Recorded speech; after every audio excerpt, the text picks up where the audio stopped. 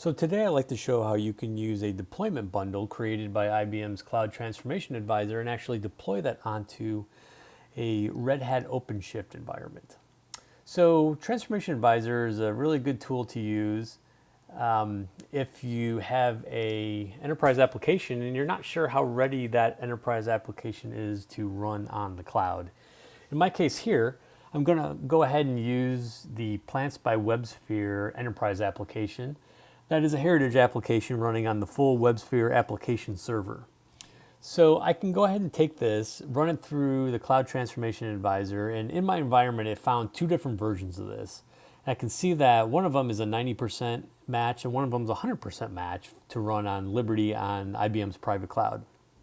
So I'll go ahead and focus on using, of course, the 100% match. And I won't dive into too much detail of Transformation Advisor. There's plenty of labs and videos out there to show you how to use Transformation Advisor. But one of the things it does do, if I did click on here, it gives me very detailed reports of what all the issues are and development costs and effort and everything else that I need to actually do the transformation. I will post a link in the bottom of the info section for this video that if you're a business partner, you can go and you can provision your own instance of IBM Cloud Transformation Advisor and work through it hands-on in detail. I'd highly recommend it. It's a great hands-on lab to really get information and details of what Cloud Transformation Advisor can do. So here in this video, I like to actually show the migration piece. So if I click on migration plan, and what will happen is you can see it's targeted towards Liberty and IBM's private cloud. In my case, I want to show that you can actually use the exact same thing for Red Hat OpenShift. So if you click download bundle, it'll generate a zip file for you. You expand the zip file out and you can see that it basically packages everything you need right here. It gives you all the binaries. It's going to create a Jenkins file. You can see if you want to automate this. I'll focus on using kind of the Docker file piece of this. So I went ahead and if you open up the Docker file, you can see that it's generated for us. It's going to put everything on WebSphere Liberty, which is exactly what we want. It's a great lightweight approach for a cloud deployment. Copies all of our necessary files that we need, all the binaries and all the dependencies for us. So what I went ahead and did was create the, I did a Docker build, created the Docker container, and I pushed that Docker container out to my OpenShift Docker repo. So I have everything now in OpenShift on the Docker repo, and I can go ahead and actually migrate my app over to here. So I'll do this through the GUI. I already created a plant store application, or project, sorry, and I'll go ahead and click on that project, and I'll deploy the application in here. So I'll deploy it through an image. You have multiple options within OpenShift. I'll do it just from the Docker repo internally here that I have, and we'll go ahead and find that. And it's going to give us a warning that it runs as root. That's fine. In this case, not a problem with my application. So I'll go ahead and give it a unique name. And we'll go ahead and do the deployment.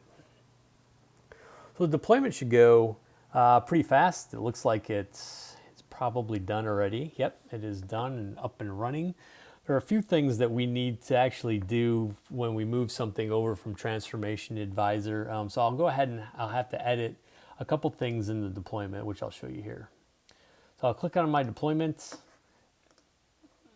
And we will edit this. I do need to change the port from 9080 to 9082. It's a very simple change, but when if you actually go through and work through the hands-on lab that this comes from, it changes it to 9082 because there's some conflicts. We're already using port 9080 for something else, so that's why we had to change it. So since I'm just using the exact same thing, I will change it here just so it matches up. And you can see that it went ahead and it's going to stop the previous deployment I had and does an automated, notices the config change and does an automated deployment for me. So now I have a second deployment. So that's the one we're going to actually use, and that should be the one on 9082.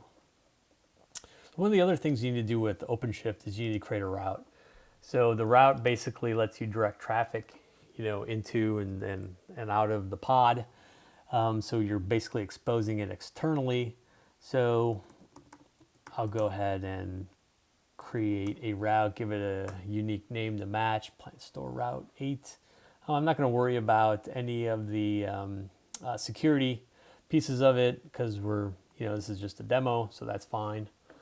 And we went ahead and created a route. You can see our target port doesn't match yet. We'll have to fix that.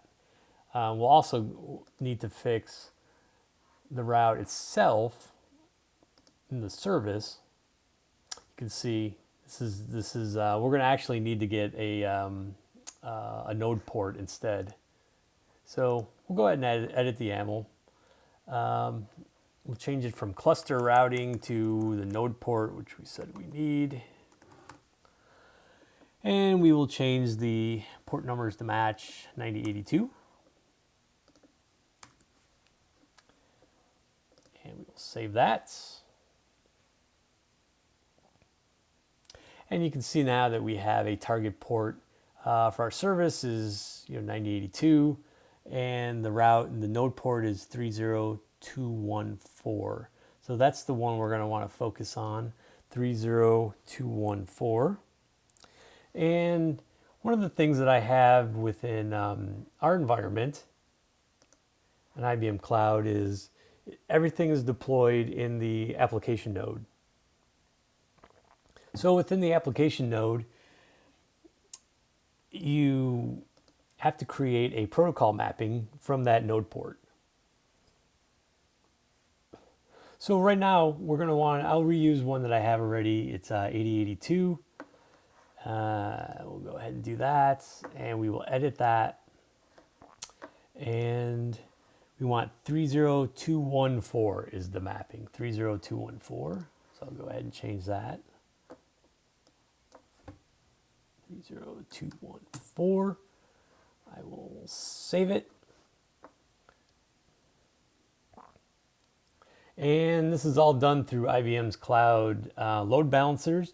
So what I'm basically doing is, since my application node in Red Hat OpenShift is not exposed to the public, I need to go ahead and have a load balancer that is exposed to the public.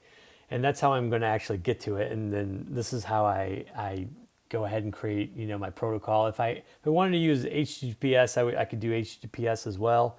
In this case, I'm just going to use HTTP, and I'm going to map it so you can see my node port matches up 30214 with the 30214. So that should be pretty much all that I need to do to be able to go ahead and run this.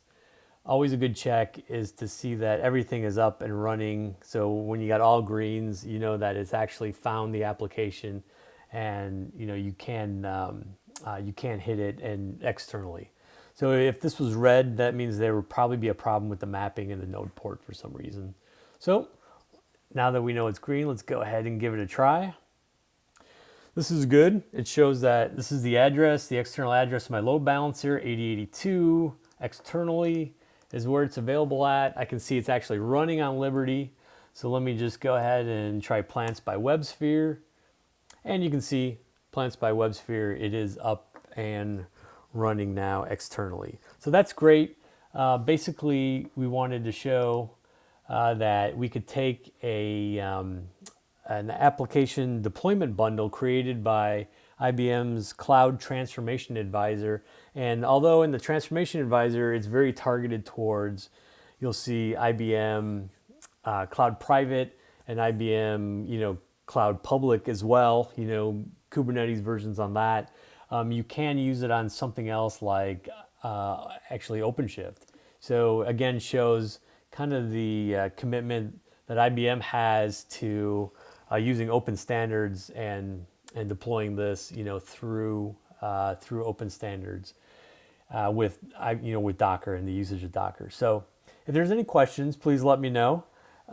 Feel free to reach out and go ahead and contact me. My info is here. Shoot me an email. I'd be happy to answer any questions that you have on Cloud Transformation Advisor or kind of Red Hat OpenShift and actually doing this deployment. Thank you very much.